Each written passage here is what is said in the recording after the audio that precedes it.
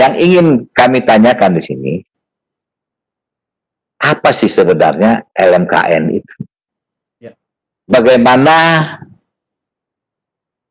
koordinasinya bersama-sama dengan LMK? Ya. Nah, kami mendengar di komisioner di LMKN itu ada komisioner, Ya. ada 10 komisioner. Nah, jadi tolong dijelaskan apa fungsi tugas dari LMKN itu, apa yang dilakukan oleh komisioner-komisioner, dan sedikitlah mengenai program kerja LMKN. Ini LMKN jilid 2 ya. Ya. LMKN pertama 3 tahun sudah selesai, sekarang LMKN jilid 2. Silakan Pak Yesi. Baik, terima kasih Bung John, terima kasih Pak Mahendra, salam kenal ini khusus dengan Pak Mahendra ini, karena kami dari LMKN sangat membutuhkan Pak, sangat membutuhkan dukungan dari Pak Mahendra. Baik, saya Yesi Kurniawan, saya merupakan komisioner di LMKN, khususnya di bidang royalti dan lisensi. Seperti yang Bung John sampaikan, bahwa semenjak ada undang-undang yang baru yang 28/2014 itu secara jelas negara sudah mulai mengatur apa yang kita sebut sebagai lembaga manajemen kolektif. Lembaga manajemen kolektif ini adalah sebuah fungsi untuk mengelola hak-hak pencipta lagu, kemudian juga ada hak-hak pelaku pertunjukan. Ini kita bicara khusus musik ya Pak ya. Jadi kalau tadi Bung John menyatakan untuk Undang-Undang Hak Cipta itu milik semua bidang, memang benar, tapi khusus yang kita bicarakan ini musik. Jadi pelaku pertunjukannya itu adalah teman-teman pelaku pertunjukan musik, dan kemudian juga ada produser rekaman di bidang musik.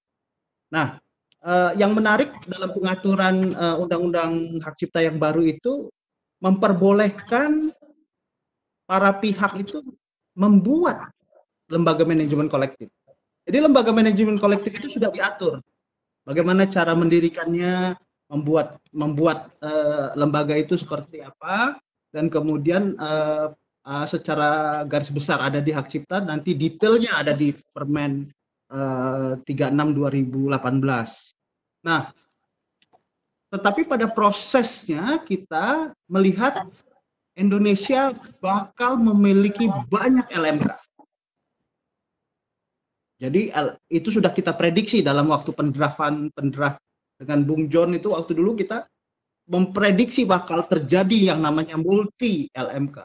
Akan banyak sekali LMK. Oleh karena itu ditambahkan pasal yang akan berfungsi sebagai koridor. Jadi ketika kalau misalnya hari ini ada sekitar 8 lembaga manajemen kolektif yang memiliki izin operasional menteri, maka tidak serta-merta 8-8-nya itu bekerja menagih misalnya untuk mengelola royalti kepada satu tempat usaha. Jadi itu akan kacau kalau seperti itu. Maka ada pasal yang mengatur tentang LMKN sebagai katakanlah sebagai pusat untuk melakukan pengelolaan administrasi lisensian. Jadi para pengguna itu cukup berhubungan dengan LMKN, kemudian nanti LMKN akan mendistribusikan royaltinya kepada para pemilik hak melalui lembaga-lembaga resmi yang tadi yang 8 yang memiliki izin operasional. Kira-kira begitu modelnya. Jadi LMKN itu menjadi sebuah pusat. Nah, LMKN ini punya sejarah.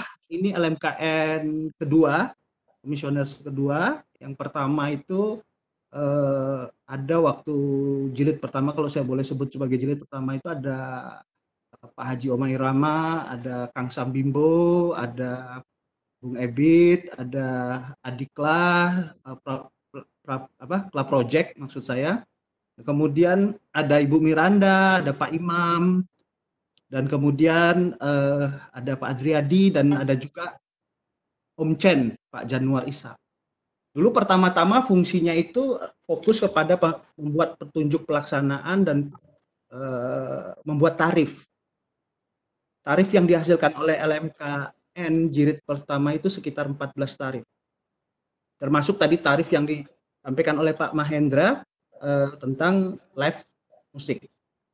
Nah, pada jilid kedua ini kita bikin lebih detail lagi. Kita para komisioner itu dibagi dalam 4 fungsi. Fungsi lisensi, fungsi hubungan kehumasan maksud saya, kemudian fungsi hukum, dan kemudian fungsi yang disebut dengan teknologi, database. Karena kita lihat dalam era sekarang database itu penting sekali. Nah, Pak Mahendra, kami diangkat itu tahun 2019 awal, lalu meneruskan kinerja dari jilid pertama. Hasilnya pengkoleksian LMKN itu sangat membanggakan, Pak, kalau menurut saya pribadi, karena saya bekerja di bidang ini hampir 20 tahun, Pak. Waktu saya jadi GM di KCI, kemudian saya GM di produser, itu kalau kita bekerja dengan cara sendiri-sendiri itu relatif kecil sekali yang bisa kita dapat. Tapi ketika kita sudah melakukan kerjasama di dalam LMKN, lalu dibantu oleh Mas Medi di KP3R bidang hak cipta, ada juga Selmi dibantu oleh bidang hak terkait, itu potensi income-nya yang berhasil kita koleksi itu menjadi sangat luar biasa. Kemarin itu kita bisa mendapat lebih kurang sekitar 80 miliar, Pak Mahendra. Tapi kalau kita bandingkan dengan tetangga secara ASEAN saja, Pak, dengan Malaysia, Malaysia itu berhasil di angka 350 miliar, Pak. Jadi masih sangat jauh apa yang mau kita capai. Sementara kalau boleh saya bilang bahwa Indonesia ini luas, kalau bisa diartikan sebagai sebuah katakanlah sawah, itu sawah kita seharusnya lebih besar. Income kita harus lebih besar. Kita harusnya secara ASEAN ini harusnya paling tidak kita punya pendapatan itu 1 triliun, Pak. Untuk royaltinya di bidang lagu yang digunakan secara komersial. Pengertian lagu digunakan secara komersial ini adalah perlu dipahami oleh teman-teman yang mengikuti webinar ini. Hak cipta itu sangat kompleks ya. LMKN hanya menangani apa yang kita sebut sebagai public performing, atau dalam undang-undang hak cipta itu bahasanya adalah komunikasi kepada publik. Jadi pihak-pihak yang menggunakan lagu untuk keperluan komersial dan dikomunikasikan kepada publik. Contoh ya kafe, karaoke, kemudian hotel, kemudian pertokoan, mall, dan segala macam itu yang kita kelola. Kita dibantu oleh Mas Medi sebagai bagian daripada sinergitas kita dengan LMKN dan LMK. Nah, sekarang yang jadi isu utama, Pak Mahendra, kita minta tolong banget bahwa ternyata negara kita ini, saya mau sampaikan bahwa upaya kolektif ini mungkin kalau ini acara oleh FESMI sebagai salah satu bagian dari kegiatan ini, tahun 1991 kegiatan pengkoleksian ini sudah dimulai oleh yang namanya Chandra Darusman. Saya ini bisa dibilang anak didiknya atau generasi yang belajar dari yang namanya Chandra Darusman. Tetapi masalah yang kita hadapi adalah, Pak Mahendra, bahwa proses pelisensian yang dilakukan oleh Mas Medi dan kawan-kawan ini yang di tim ini menggunakan orang, Pak, dengan cara manual. Ini yang menjadi masalah utamanya tuh di situ, masih menggunakan. Sementara kita sangat luas. Sangat luas. Jadi jalan satu-satunya yang menurut pendapat saya, dan itu menjadi pengalaman selama ini, kita harus bisa membuat sebuah peraturan atau membuat sistem sehingga orang itu memang harus bayar. Sebagai contoh, Pak, kalau tadi dibilang live musik itu harus bayar, sebenarnya harus kita jegal, maaf bahasanya salah mungkin, kita hambat di izin keramaian. Ketika orang mau melakukan sebuah izin keramaian, di dalamnya ada unsur penggunaan musik, maka dia harus dulu membayar kepada LMKN. Atau misalnya ada live musik yang mendatangkan artis-artis internasional, kita hambat di imigrasi, Pak. Kita hambat di imigrasi. Imigrasi tidak akan mengeluarkan izin komersial untuk, izin bekerja ini kalau tidak punya izin dari LMKN. Nah, kemudian contoh lagi untuk bidang hotel dan seluruh komponen pariwisata. Kami saat ini sudah dihubungi, Pak. Kebetulan juga di pariwisata ini ada direktur yang membidangkan musik juga. Kita berharap dalam waktu dekat ini, kalau mungkin juga Pak Mahendra bisa menjadi bagian dari tim ini, adalah bagaimana kita mengeluarkan sebuah permen, Pak, di mana seluruh komponen pariwisata, baik itu hotel, mall, karaoke, itu semua mereka punya izin pariwisataan, Pak. Tetapi kalau di dalamnya terkait ada unsur musik dalam bisnis mereka, mereka tidak akan bisa mendapatkan izin kepariwisataan kalau tidak menyelesaikan dulu pelisensiannya dengan LMKN. Karena jujur, Pak, saat ini kami sangat tradisional sekali cara melakukan pelisensian ini. Contoh yang saya maksud begini. Misalnya kita mau mentouching wilayah Sumatera Utara gitu. Kita lihat Google, Pak. Kita lihat Google berapa banyak karaoke yang ada di sana gitu ya. Berapa banyak hotel yang ada di sana gitu. Itu kita lakukan secara manual.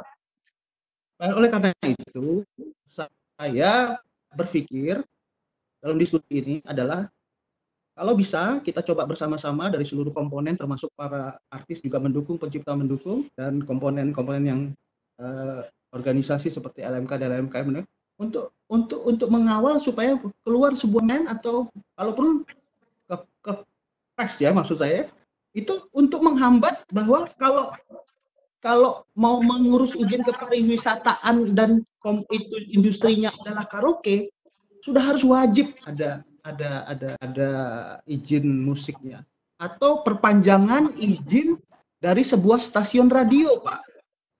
Izin sebuah stasiun radio itu harus sebelum mendapat izin perpanjangan sudah harus mempunyai izin musik. Kira-kira begitu, Bung John, gambaran secara spesifik hubungan dengan LMK dan rencana-rencana ke depan apa yang akan dilakukan oleh LMKN khususnya di bidang lisensi, akan fokus bagaimana bisa membangun sebuah sistem yang bisa memastikan royalti itu akan kita dapat, terutama karena perhitungan market kita yang sangat besar. Demikian, Bung John. Ini webinar ini memang unik.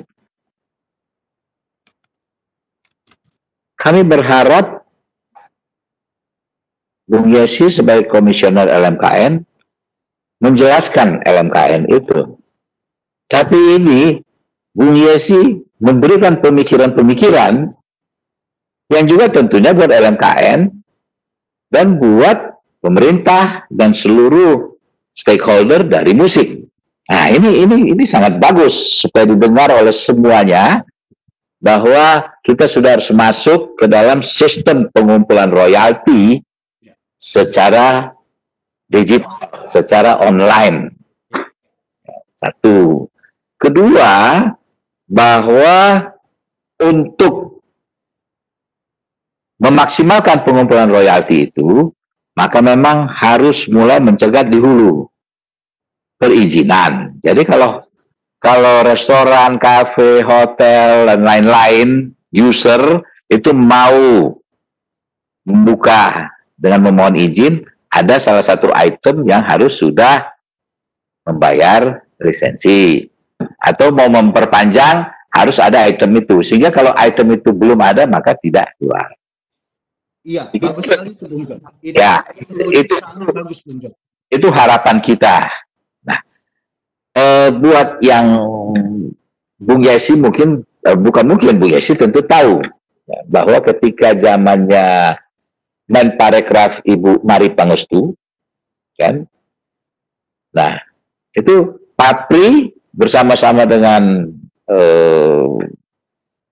asosiasi-asosiasi musik, Asiri dan lain-lain itu meminta untuk diadakannya perizinan satu pintu. Jadi kalau ada izin keramaian itu dari kepolisian, dari mana-mana itu satu pintu. Dan salah satu itemnya itu adalah harus membayar terlebih dahulu royalti. Nah, begitu semua perizinan-perizinan itu. Artis luar, artis asing itu masuk ke Indonesia juga harus membayar biayanya itu. Dan sama seperti kita ke luar negeri. Ya. Nah itu sudah kita mulai, kalau nggak salah ingat kan beberapa kali pertemuan di Hilton ya pada waktu itu, di Hotel Sultan sekarang ini, kemudian di Parekraf, kemudian beberapa kali dilaksanakan RGD, tapi akhirnya ya ganti menteri itu terlupakan juga. Nah kemarin waktu gubernurnya Pak Ahok, mungkin Pak Yesi tahu juga,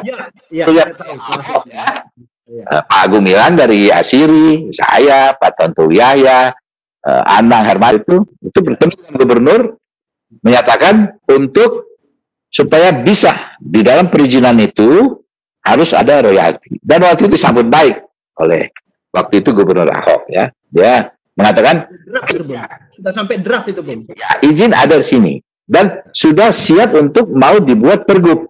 Ya. Lalu dibentuk tim. Saya anggota tim itu. Tapi baru 1 kali rapat, 2 kali rapat, kemudian pergantian gubernur tidak ada berlanjut. Sampai saat ini